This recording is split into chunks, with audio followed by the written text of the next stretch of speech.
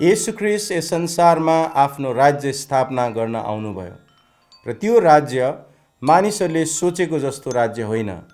संसारका शासकहरूले अरूलाई दमन गरी, अरूलाई दुःख दिई, तरवारबाट, गोलीबाट शासन स्थापना गर्छन्, अरूलाई कमारा बनाउँछन्, अरूलाई दुःख दिन्छन्।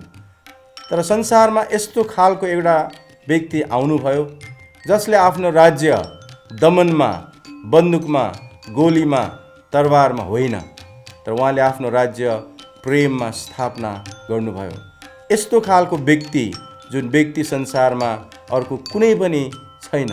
यस्तो खालको व्यक्ति जसले आफ्नो जीवनको बलिदान दिएर, उदाहरण प्रस्तुत गरेर आफ्नो राज्य स्थापना गर्नुभयो र त्यो राज्य उहाँले हरेक मानिसको हृदयमा स्थापना गर्न चाहनुहुन्छ र उहाँले हजारौँ वर्ष अगाडिदेखि त्यो राज्य मानिसहरूको हृदयमा स्थापना गरिराख्नु भएको छ र त्यो शान्तिको राज्य हो, मिलापको राज्य हो, प्रेमको राज्य हो, क्षमाको राज्य हो र त्यो राज्य आज प्रभुले तपाईँको हृदयमा स्थापना गर्न चाहनुहुन्छ।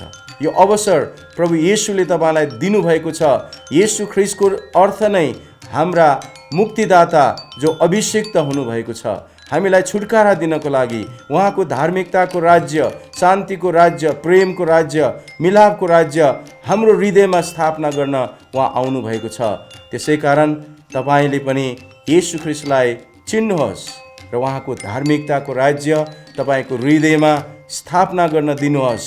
यदि तपाईँले उहाँलाई भरोसा गर्नुभयो भने तपाईँ कहिल्यै निराश हुनुहुने छैन, किनभने उहाँ प्रेम, अनुग्रह, क्षमा र दयाले भरिनु भएको एकमात्र प्रभु येशू हुनुहुन्छ।